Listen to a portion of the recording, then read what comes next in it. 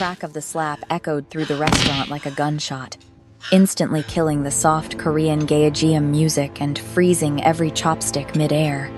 In the middle of the Lotus, Los Angeles's most exclusive Korean fusion restaurant, a black waitress stood with a red handprint blooming across her dark cheek, a racial slur still hanging in the air like poison. Standing over her was Olivia Chen, a woman whose designer handbag cost more than the waitress's annual rent. But no one was looking at Olivia. Every terrified eye was fixed on the man sitting next to her, Jin-woo Park, the Shadow King of Koreatown, the man who supposedly made his enemies vanish into the Pacific. Everyone expected the waitress to be dragged out that night. But when Jin-woo stood up, he didn't defend his lover. He did something that would shake the entire Korean underworld to its foundation. Amelia Brooks adjusted the collar of her stiff red uniform, wincing as the cheap polyester chafed against her neck. It was 8:15 p.m., at the Lotus, and her feet were already screaming in her worn black non-slip shoes. "Table 1 for you, Amelia. VIPs. Don't embarrass me or you're done here," hissed Richard, the floor manager. Richard was a man who reeked of casual racism, masked as professionalism, his condescension dripping off him like expensive cologne. "It's the Park party." Amelia's stomach dropped. In this city, you didn't need to follow the news to know who the Parks were. They were the invisible empire running beneath LA's glittering surface like underground power lines. And Jin-woo Park was the voltage that could kill with a touch. "I've got it, Richard. Please, I need these tips. My grandmother's facility payment is due Friday," Amelia whispered, tucking a rebellious curl back into her tight bun. She picked up the heavy tray, balancing a bottle of rare Korean soju and crystal glasses that probably cost more than her entire wardrobe. She took a deep breath. She wasn't Amelia Brooks, the girl drowning in student debt and medical bills for her grandmother with Alzheimer's. Tonight she was a ghost. Invisible, efficient, silent. She navigated the floor, weaving through tables occupied by tech billionaires, Hollywood producers, and Korean business moguls. But the atmosphere changed when she approached Table 1, the private dining room in the back, separated by rice paper screens and guarded shadows. 2 men in dark suits stood near the entrance, their eyes following her every movement like predators tracking prey. At the table sat Jin-woo Park. If you're already hooked and can't wait to see what Jin-woo does when that wine bottle slips from Amelia's hands, do me a huge favor, hit that like button right now. It really helps me create more intense, dramatic stories like this one for you. Subscribe and turn on notifications because I've got so many more thrilling stories coming your way that you absolutely don't want to miss. All right. Don't go anywhere. We're starting right now. And trust me, you do not want to miss the moment everything changes. Let's get into it. Amelia's hands were still shaking from her morning shift at the coffee shop when she clocked in at the Lotus at 7:30 p.m. Her feet felt like they were walking on broken glass, the cheap insoles in her non-slip shoes having given up hours ago. She had exactly 4 hours and 15 minutes before she had to be across town for her overnight cleaning shift at the Century City office tower. 3 jobs, 72 hours this week, and she was still $847 short for her grandmother's facility payment due Friday.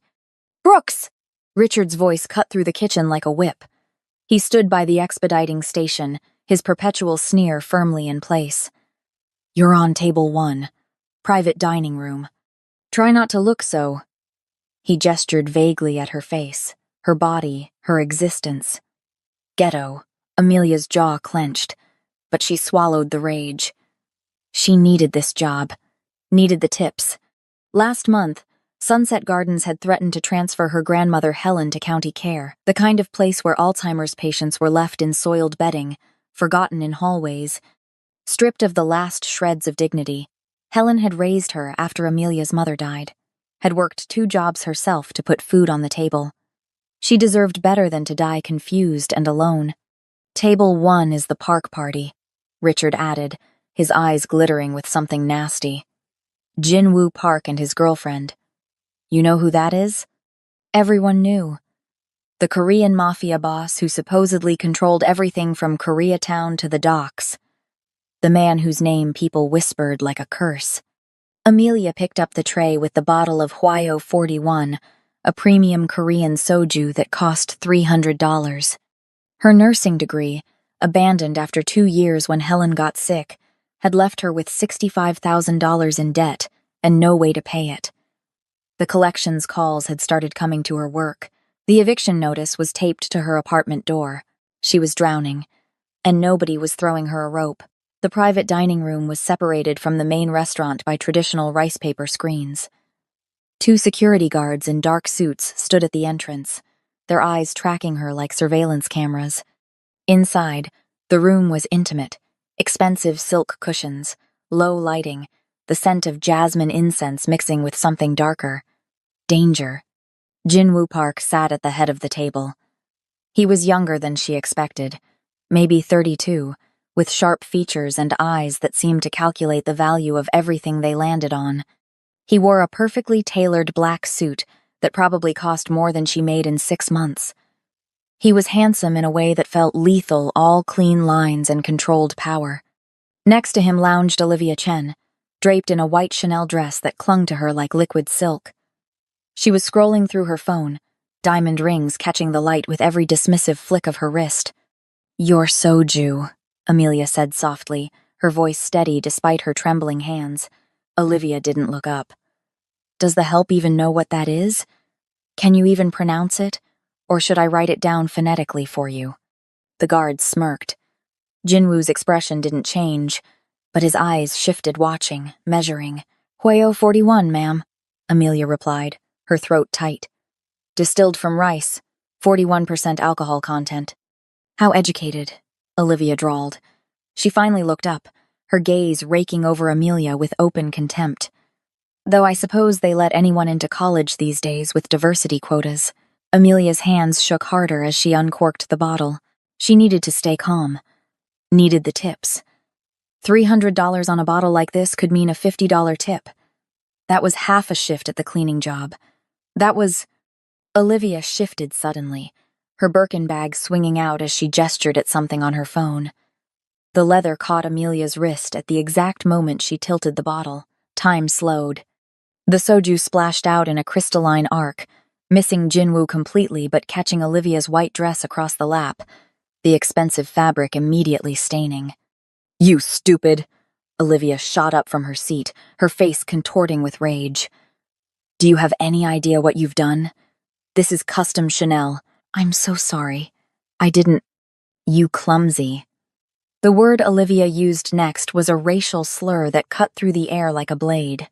Then her hand came up.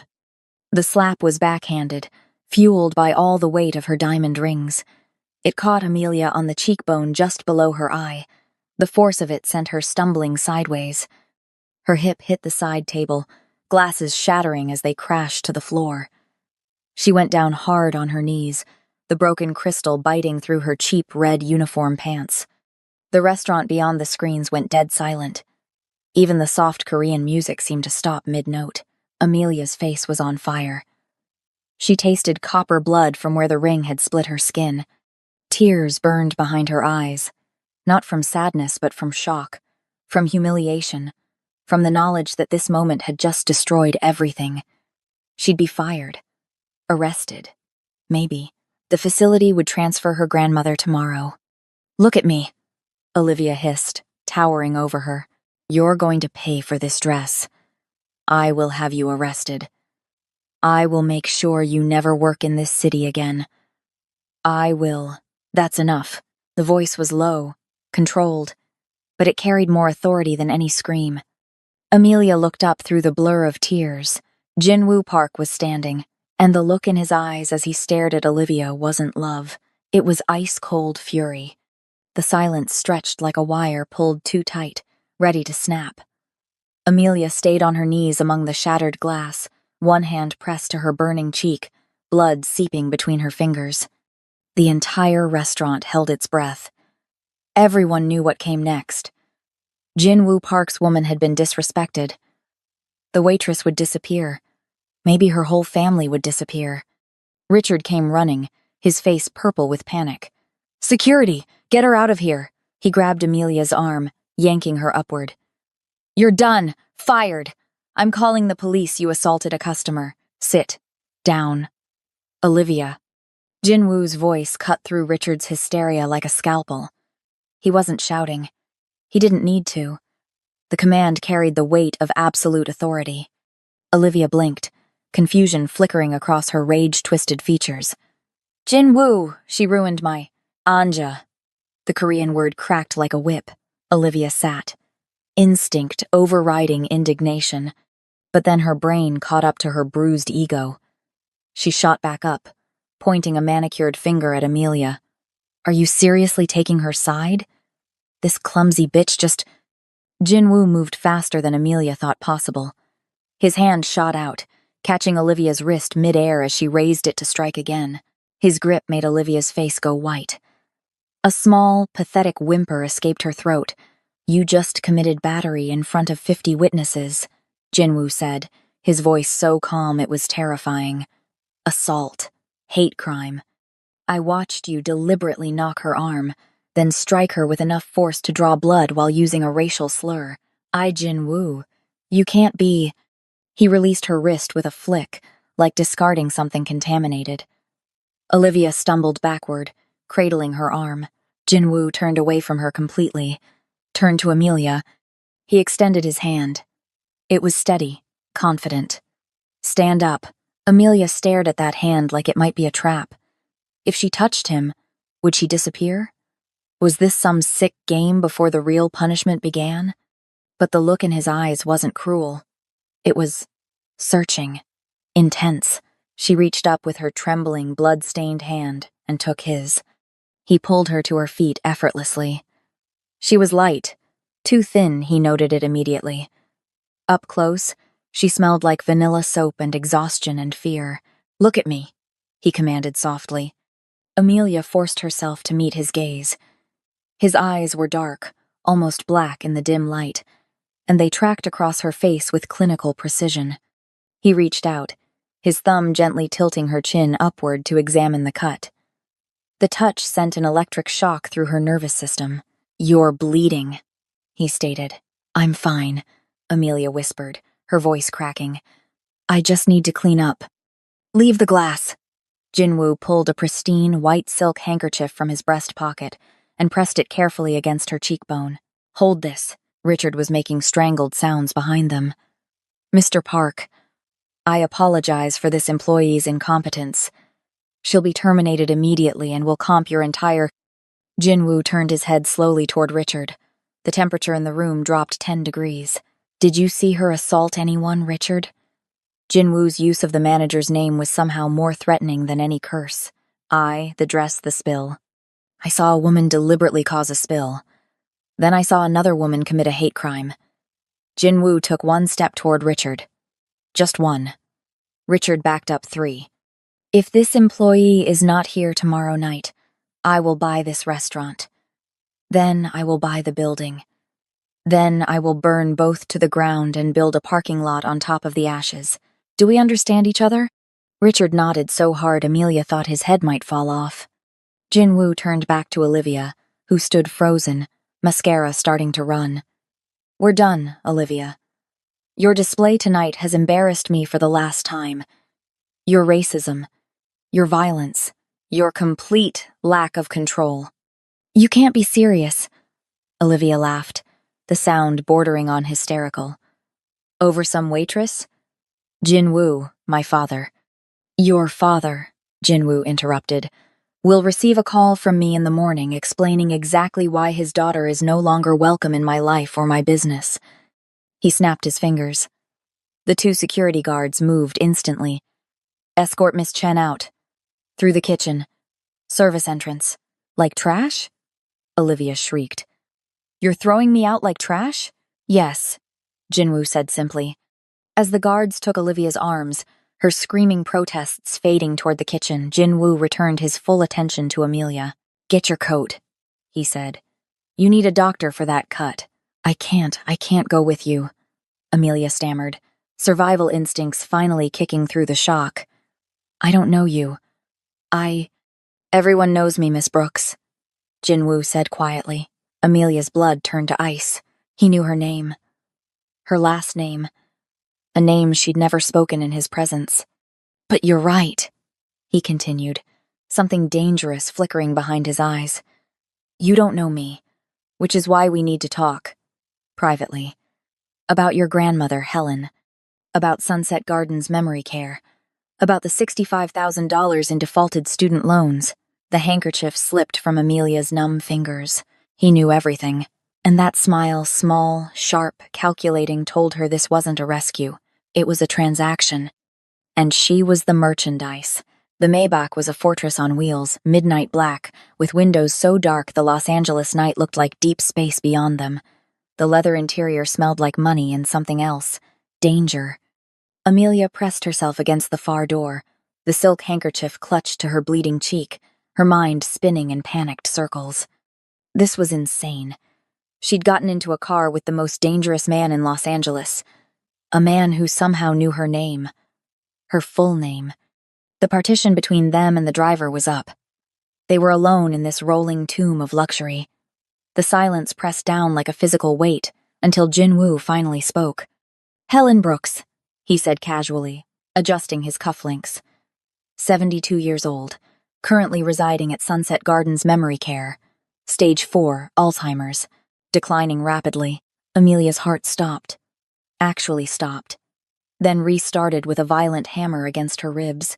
"How?" Her voice came out strangled. "I never said." "Amelia Michelle Brooks," Jin-Woo continued, his tone conversational, clinical. 26 years old. 3 jobs, coffee shop, the Lotus, and overnight cleaning at Century City Plaza.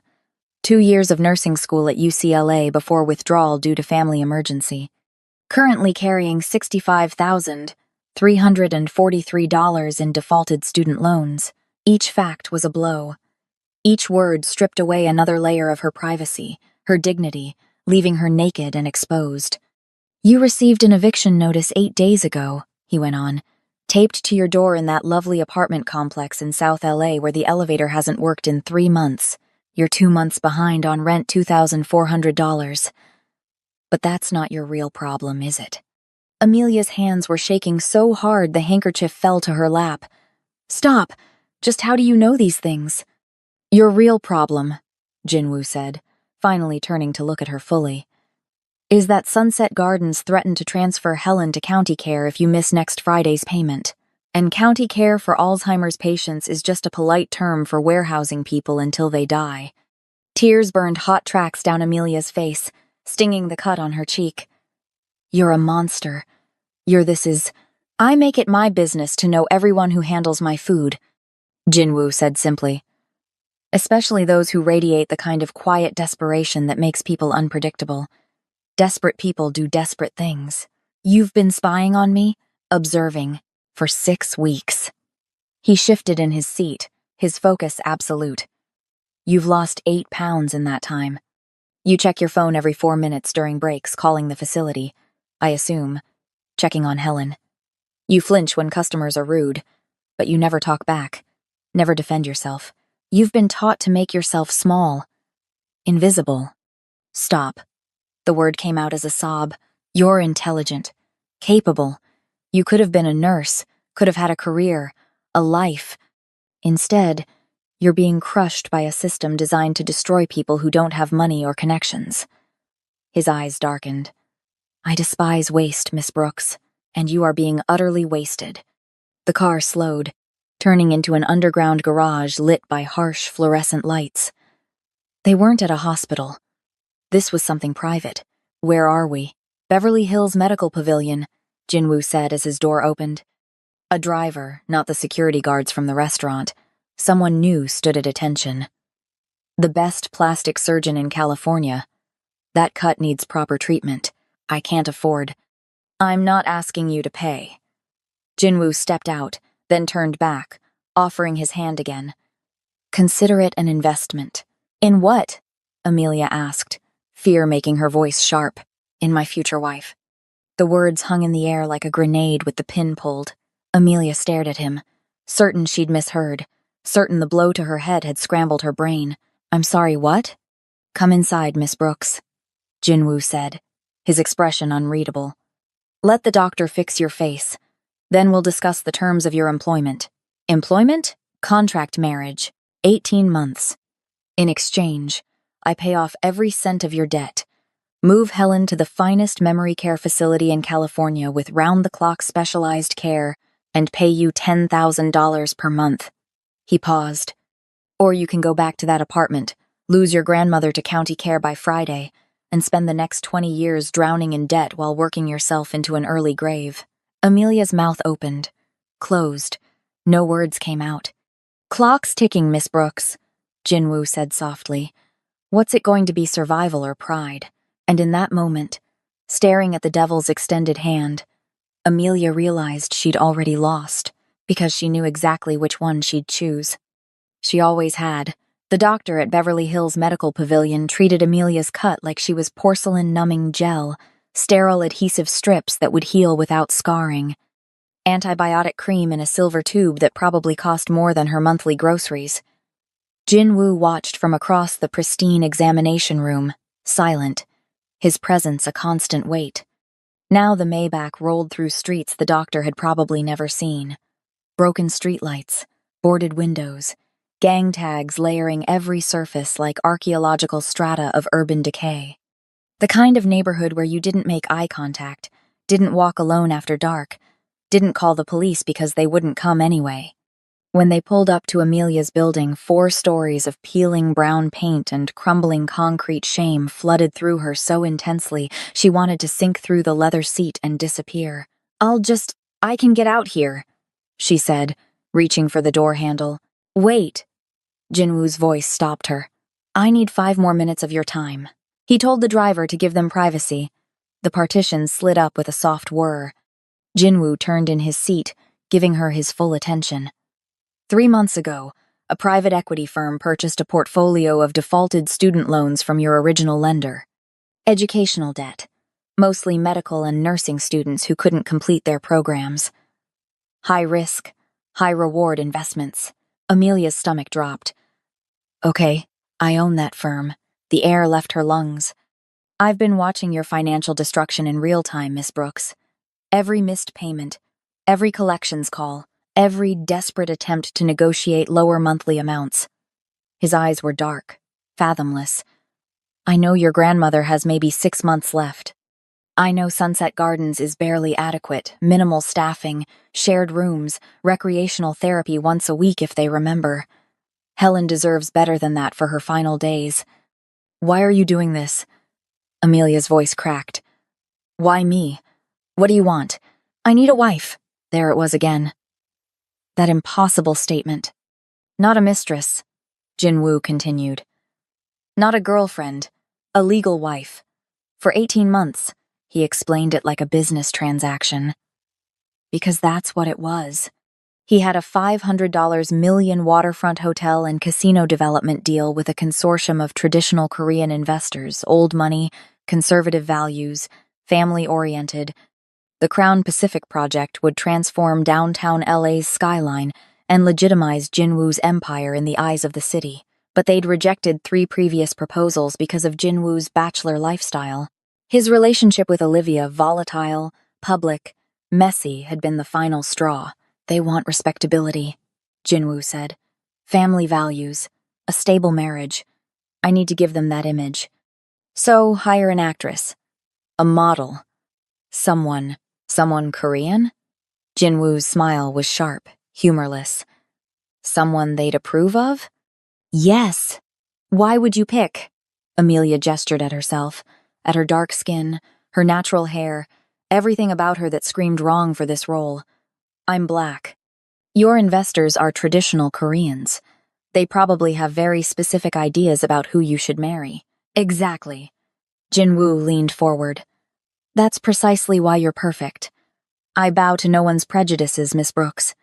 Your presence at my side will force them to confront their biases while accepting the deal anyway, because my money is too good to refuse.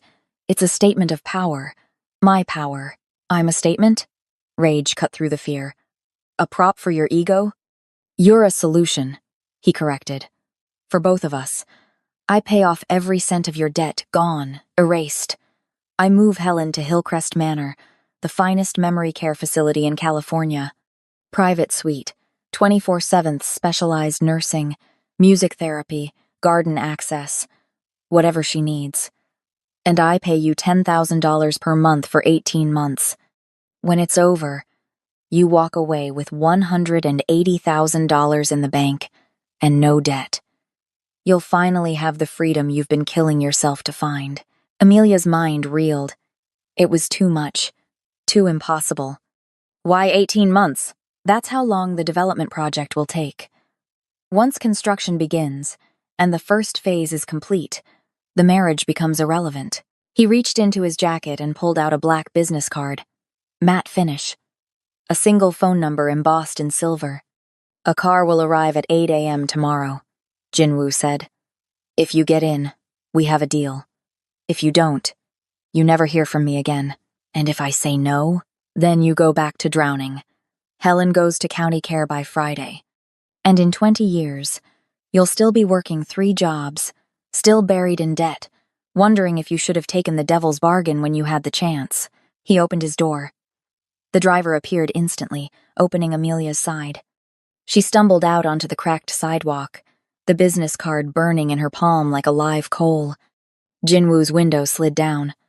One more thing, Miss Brooks. I always collect on my investments.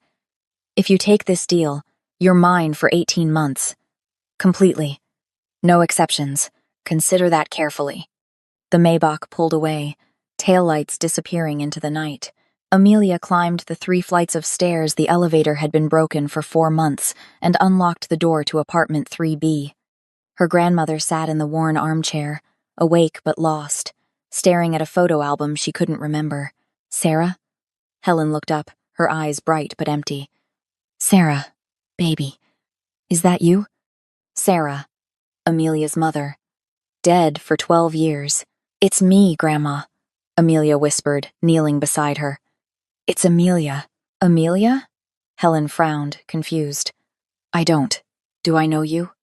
And just like that, the decision made itself. At 2 a.m., Amelia sat on the floor of her cramped kitchen, surrounded by unopened bills, red envelopes, final notices, the eviction warning, a collections letter threatening legal action. She'd done the math 3 times, checking her calculator like it might suddenly produce different numbers. 11 days. That's all she had before they were both on the street. In the next room, her grandmother slept fitfully, having asked Amelia 4 times in the past hour who she was, each time more frightened than the last. Amelia pulled out the black business card. The embossed numbers seemed to glow in the dim light. Her hands were shaking when she dialed. Jinwoo answered on the first ring. Miss Brooks. He'd been waiting. Expecting this. I'll do it, she whispered into the darkness. Good. Be ready at 8 o'clock. Pack light, everything you need will be provided. My grandmother, already arranged. Medical transport will collect Helen at 6 a.m. She'll be settled in her new suite at Hillcrest Manor by the time you arrive at my office. He'd planned everything. Anticipated her surrender before she'd even made the call. The line went dead. At 8 a.m. Sharp, a black SUV pulled up. The driver was a mountain of a man with a scar bisecting his left eyebrow. Min-ho, he grunted, taking her single battered suitcase. He spoke no other words during the entire drive. Amelia had watched the medical transport take her grandmother away at dawn. Helen had been confused, agitated, calling for her dead daughter. The nurse, professional, kind, nothing like the overworked staff at Sunset Gardens, had administered a mild sedative and promised Amelia could visit this afternoon. This afternoon, when she'd be someone else entirely.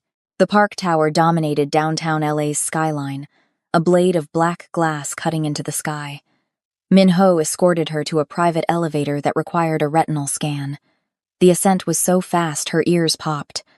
The penthouse office was all floor-to-ceiling windows and ruthless modern design. Jinwoo stood behind a desk that looked carved from obsidian, wearing a charcoal suit that probably cost more than her car had before it got repossessed last month. Sit. He gestured to a leather chair across from him. On the desk sat a document easily 200 pages thick, bound in black leather. English on the left pages, Korean on the right. The contract, Jinwoo said. Read it carefully, Amelia read. Each clause was a chain link, binding her tighter. Party B, Amelia Brooks, will cohabitate with Party A, Jinwoo Park, at his primary residence for the duration of the agreement. Party B will appear as Party A's devoted spouse at all business functions, social events, and public appearances as required. Party B will maintain absolute fidelity. Any romantic or sexual contact with third parties constitutes breach of contract. Party B will submit to comprehensive image transformation, including but not limited to wardrobe selection, styling consultation, etiquette training, and language instruction. Party B will sign an ironclad non-disclosure agreement. Breach will result in immediate termination of all financial benefits and legal action seeking damages of no less than $5 million. $5 million? Amelia looked up, her voice hollow. If you sell this story to the press, if you betray me, lawsuits will be the least of your problems, Jinwoo said calmly. I need insurance that you understand the stakes. You own me. For 18 months. He came around the desk, leaning against it, looking down at her. I chose you specifically, Miss Brooks. Not in spite of your desperation, but because of it. Your fear is real. Your pride is real. You won't fake devotion convincingly, and that's perfect. These Korean investors will see exactly what I want them to see: a woman tamed by my power. Proof I can control anything, even something as unpredictable as love. He opened a lacquered box on his desk. Inside, nestled in black velvet, sat a ring that made Amelia's breath catch.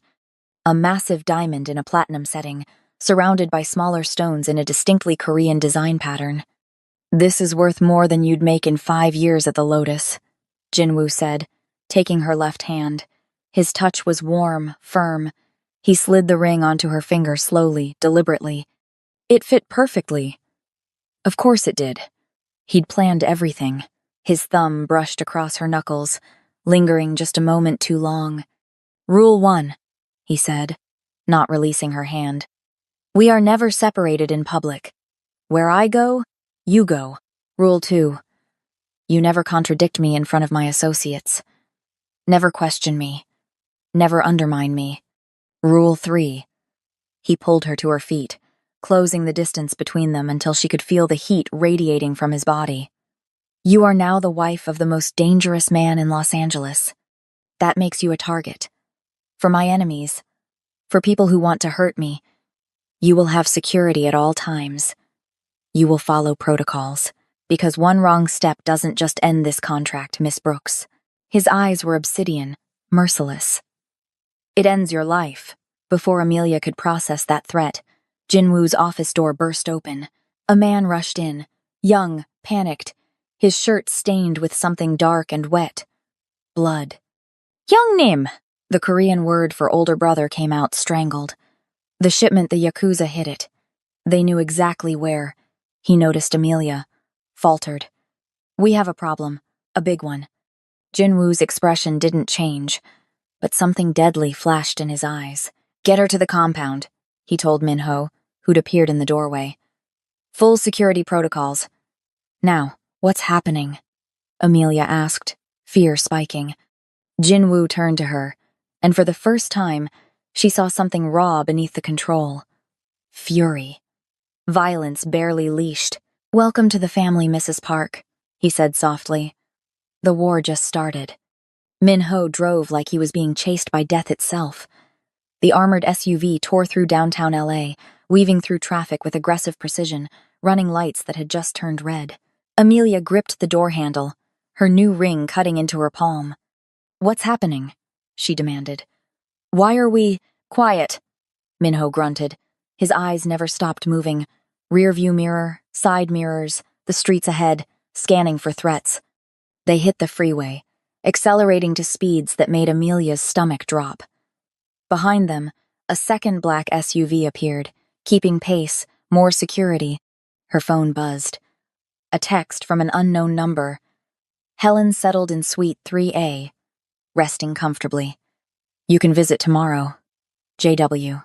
Jinwoo had already made good on part of the deal. Her grandmother was safe, which meant Amelia was locked in now, no escape.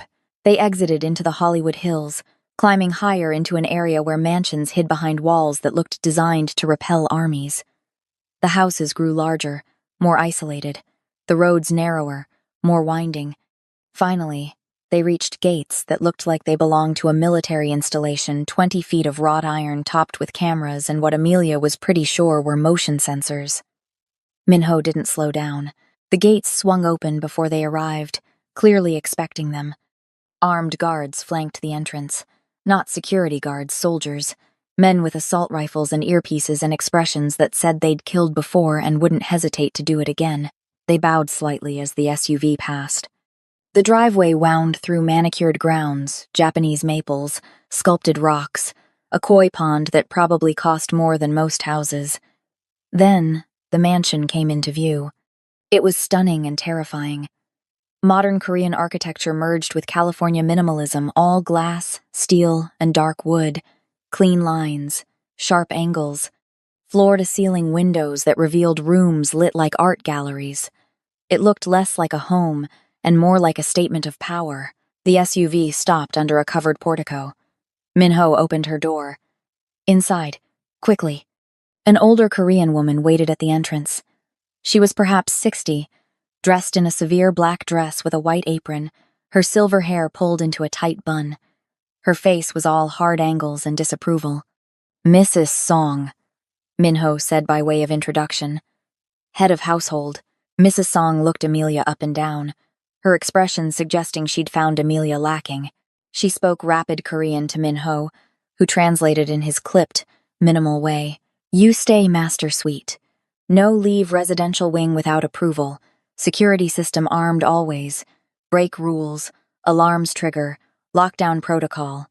"I'm a prisoner?" Amelia asked. "You are protected," Mrs. Song said in heavily accented English, her first words directly to Amelia. "Big difference."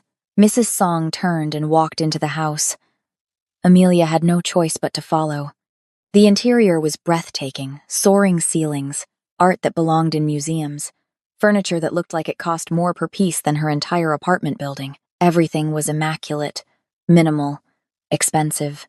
They climbed a floating staircase to the second floor, down a hallway lined with what looked like traditional Korean paintings in modern frames. Mrs. Song opened double doors at the end of the hall. The master bedroom was obscene in its luxury. Floor-to-ceiling windows overlooked the glittering expanse of Los Angeles below, the city spread out like fallen stars. A bed that could sleep 5 dominated the space low platform, black silk sheets, dark wood frame. The bathroom, visible through an open door, featured a soaking tub carved from a single piece of stone. The room smelled like him. Sandalwood, green tea, something darker, more masculine, dangerous. Mrs. Song walked to a closet and slid the door open. Amelia's breath caught. The walk-in closet was the size of her old bedroom, and it was full. Designer dresses, tailored pants, silk blouses, shoes in neat rows, everything in her exact size. "How?" Amelia started. "Mr. Park very thorough, Mrs. Song said. "He prepare everything." She gestured around the room. "This your home now. You are Mrs. Park. You stay here." Mrs. Song left, the door closing with a soft, final click. Amelia walked to the window, pressing her palm against the glass. Below, she could see guards patrolling the perimeter. Men with dogs, cameras on every corner, walls too high to climb. She was in a palace, a fortress, a cage. She'd been bought, paid for, owned. The diamond on her finger caught the light, throwing rainbow fractals across the silk sheets. Her phone buzzed again. Another text. "Rest. You have training tomorrow. Stylist at 10. Language tutor at noon. Etiquette consultant at 3. Dinner with my associates at 7. You'll need to be convincing. JW." Then, a second message arrived, this one making her blood run cold. "P.S. Olivia has been making calls. She's connected to people who want me dead. Watch everyone. Trust no one.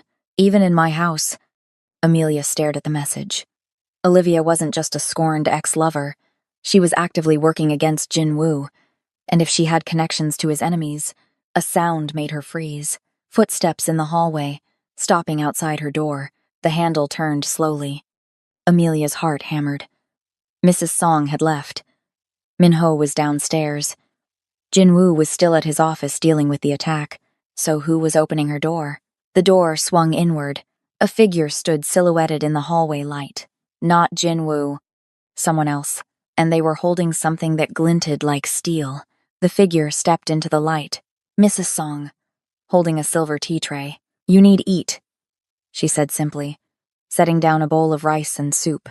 She glanced at Amelia's terrified expression and her lips thinned. "You think everyone here won't hurt you. Not true. We protect Mrs. Park." She left without another word. Amelia's heart was still hammering as she locked the door. She couldn't eat, couldn't sleep. She sat in the massive bed, still wearing her red uniform from the restaurant, watching the clock tick past midnight. Past 1 a.m., past 2. Where was Jinwoo? Was he hurt? Dead? Why did she even care? At 3:17 a.m., she heard it, shouting in rapid Korean, heavy footsteps pounding up the stairs, doors slamming, male voices, urgent, angry. Then her door flew open.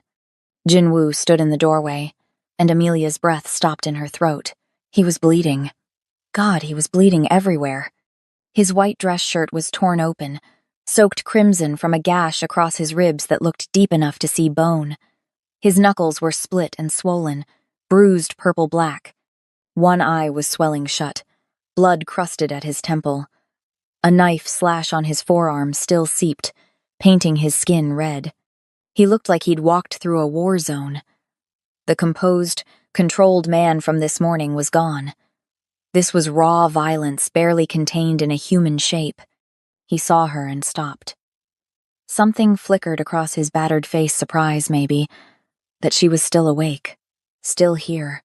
"You're bleeding," Amelia heard herself say stupidly. Jinwoo moved toward the bathroom, his gait unsteady. "I'm aware," he swayed. Actually swayed.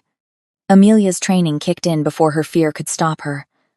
2 years of caring for her grandmother, of handling medical emergencies at 3 a.m., of being the only thing standing between life and death.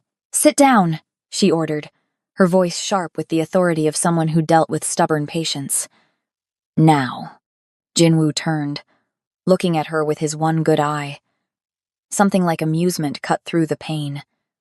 Then he sat on the edge of the bed. Amelia rushed to the bathroom. Of course, there was a first aid kit, industrial-sized, fully stocked. This clearly wasn't his first time coming home bleeding. She returned, opening the kit with shaking hands. "Take off your shirt."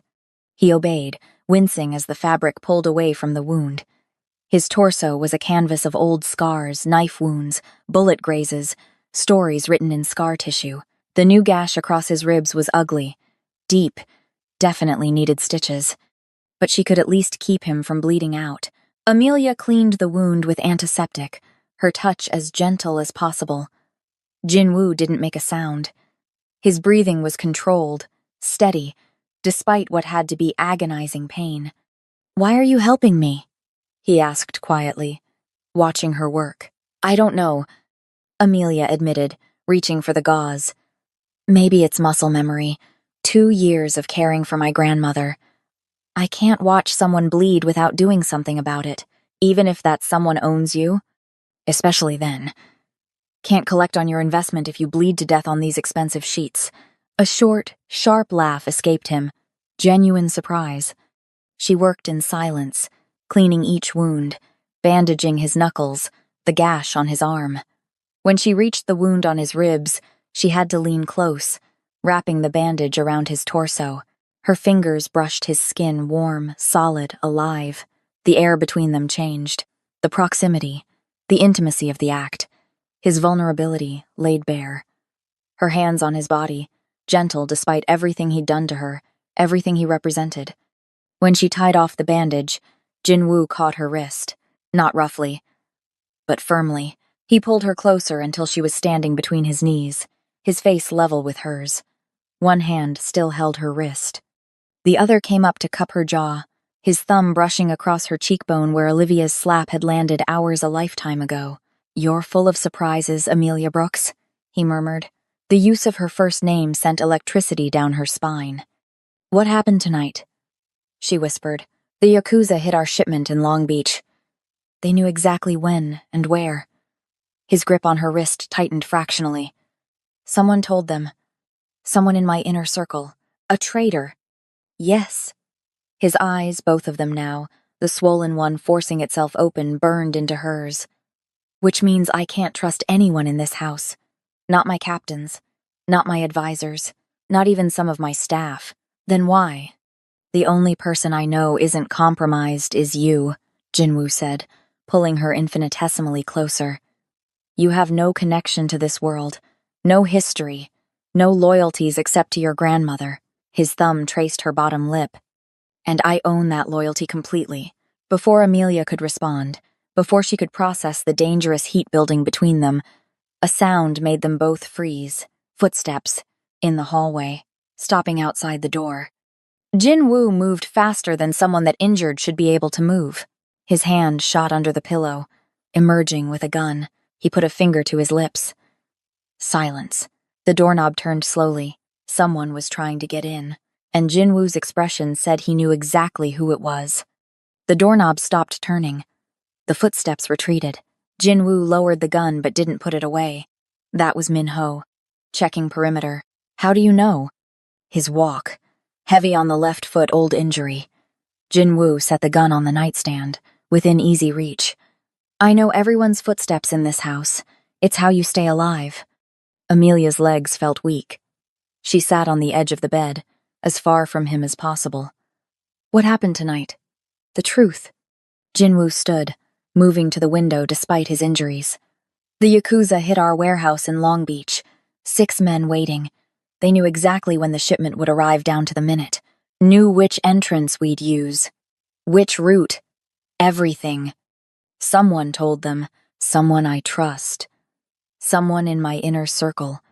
He turned, his profile sharp against the city lights. "I've suspected a mole for 3 weeks. Small things information leaking, deals falling through at the last second. But tonight confirmed it. The attack was surgical. Precise. How many died?" 2 of my men. I killed 4 of theirs." He said it like reporting the weather. "Clinical. Detached. The other 2 ran." Amelia's stomach turned. She was sharing a room with a man who'd killed 4 people tonight and felt nothing. "And now," Jinwoo continued, "you're in danger too." "What?" "You're my wife. In the eyes of my organization, you're mine, which makes you a target." He moved toward her, each step deliberate despite his pain. "The Yakuza will come for you to hurt me. The mole will try to use you, pump you for information, use you as leverage. I don't know anything." "Exactly. Which is why you're the only person in this compound I can trust." He sat beside her on the bed, close enough that she could feel his heat.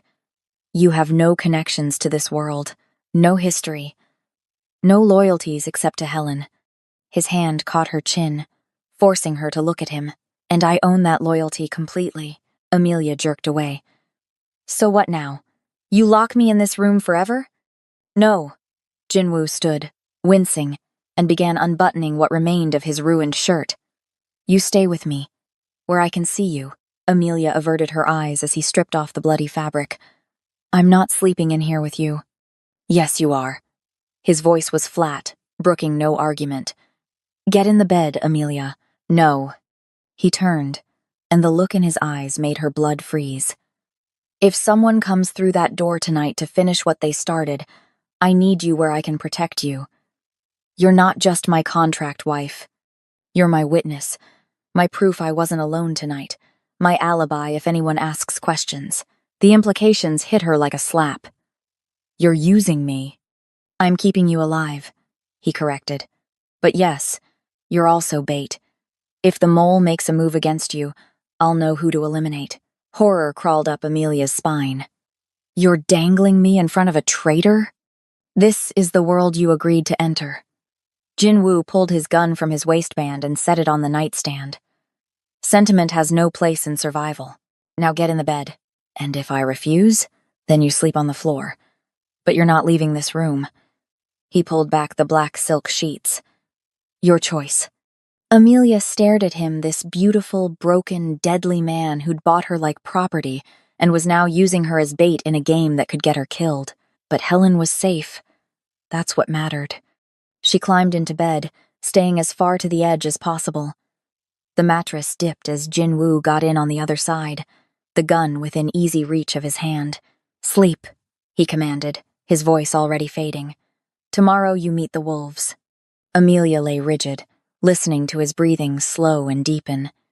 Despite everything, the injuries, the violence, the danger, he fell asleep in minutes. The sleep of a predator who feared nothing. She stared at the ceiling, her mind racing. Then she saw it, a shadow moving past the gap under the door. Too slow to be a patrol. Too deliberate. Someone was out there, listening, watching. The shadow stopped. Right outside the door. Amelia's heart hammered so loud she was sure Jinwoo would hear it. The shadow didn't move, just waited, watching the gap of light, knowing she was in there, knowing she was in Jinwoo's bed. And then, barely audible, a sound that made her blood run cold. A soft, satisfied laugh. The mole knew exactly where she was, and they were already planning their move. Amelia woke to an empty bed. Jinwoo's side was cold, the sheets undisturbed as if he'd never been there. But the dried blood on the pillow said otherwise. So did the gun missing from the nightstand. Sunlight poured through the floor-to-ceiling windows, making Los Angeles look deceptively peaceful below all glittering glass and palm trees, hiding its violence in plain sight. The door opened without a knock. Mrs. Song entered carrying a lacquered tray. Traditional Korean breakfast rice, miyeokguk seaweed soup, an array of banchan in tiny dishes. She set it on the bedside table with an expression that suggested Amelia had already disappointed her just by existing. You have schedule today, Mrs. Song announced. Stylist at 10. Language tutor at noon. Etiquette consultant at 3. Where's Jinwoo? Mrs. Song's expression hardened. Mr. Park at doctor. Getting stitches. She said it matter-of-factly, as if men coming home half-dead was routine. Business. You call him Mr. Park now, or Nampion husband. She made the word sound like a threat. Tonight, dinner with associates.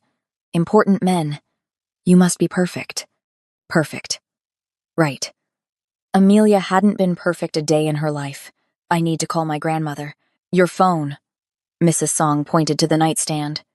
Amelia's beat-up Android was gone. In its place sat a new iPhone in a designer leather case. She picked it up, unlocking it with her face. All her contacts had been transferred. Photos. Everything. She dialed Hillcrest Manor. A robotic voice interrupted. All communications on this device are secured and monitored. Amelia's blood turned cold. She hung up, tried texting instead. The same message appeared. All communications are monitored and recorded. You're tracking me? Amelia looked at Mrs. Song, rage and helplessness warring in her chest. Reading my messages. You signed contract, Mrs. Song said coldly. You are Mrs. Park. Everything you do reflects on him. We protect investment. Investment, not person. Investment. The transformation began at 10 sharp. Jion the stylist arrived with racks of clothes, nothing like the cheap polyester red uniforms or clearance rack basics Amelia owned. Silk, cashmere, designer labels she'd only seen in magazines. Jion circled her like a predator assessing prey, making notes in Korean, holding fabrics up to Amelia's skin, critiquing her posture, her walk, everything. You are too stiff, Jiyeon said, her English perfect but sharp. Mrs. Park must look natural in expensive clothes, like you were born to wear them.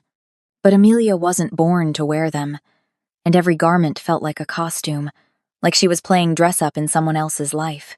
The language tutor arrived at noon, a kind-faced older man named Mr. Cho who taught her basic phrases with patient repetition. 안녕하세요, hello, 감사합니다, thank you. 죄송합니다, I'm sorry. The words felt foreign in her mouth, but Mr. Cho smiled encouragement.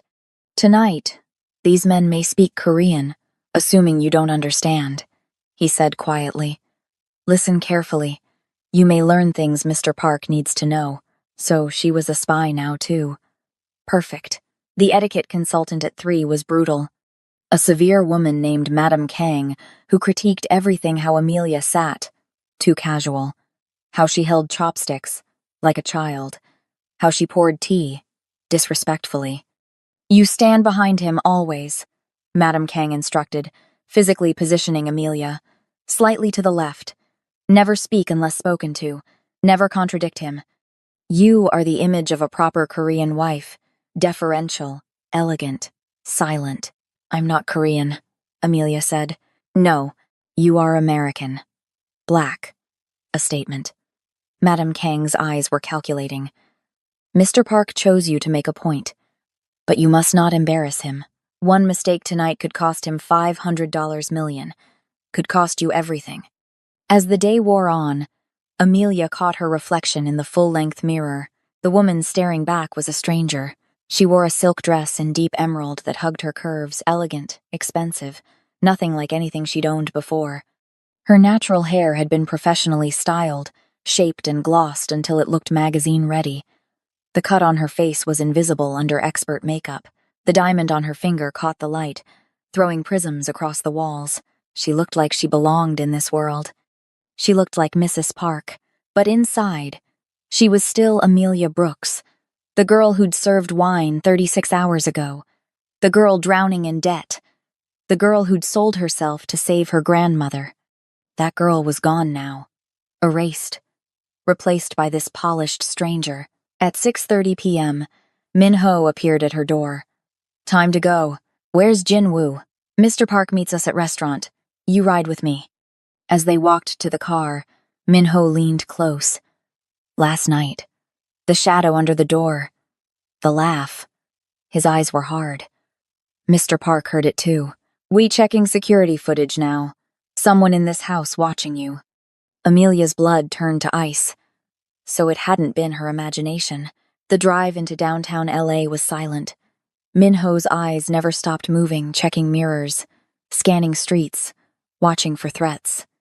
They pulled up to an ultra-modern restaurant, all black glass and sharp angles, valets in designer suits. Min-ho opened her door. Remember, he said quietly, you are being watched. By Mr. Park's men, by his enemies, by the mole. His eyes bored into hers. One wrong word tonight. You don't just fail.